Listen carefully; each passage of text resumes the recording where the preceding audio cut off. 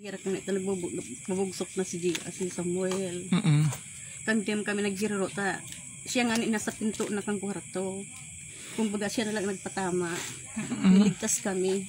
Ano po ma'am pero ang putok po gabo sinadong basta tararat yung arugang kaya. So, pagkatapos po kayo, ano nang ginibo nindo? Kumbaga na ano na kami, kumbaga nakakurubanan kami, hindi mi naaram, tapos nailing ko si Aki kung madugo na maray. Si Samuel. Oh, nanay, doon po kita sa suspect. Ano so nahihiling dong rason ta ano ginibo ining pambabadil?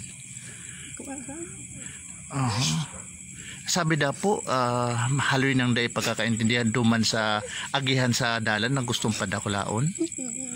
So yun po, so yan ang gusto nilang padakulang para makaabigo ang auto daanin na dyan. Nakakalungkot at nakakagalit ang ginawang pamamaril sa isang pamilya sa Camarines Sur kung saan 2 sa 4 na namatay ay mga bata at 2 bata pa ang nasugatan.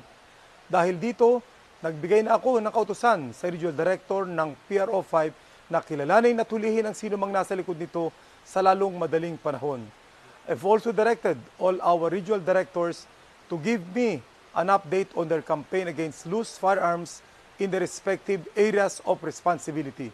We need to double our efforts to take away loose firearms from the streets and from the communities because these are usually being used as instruments of crime.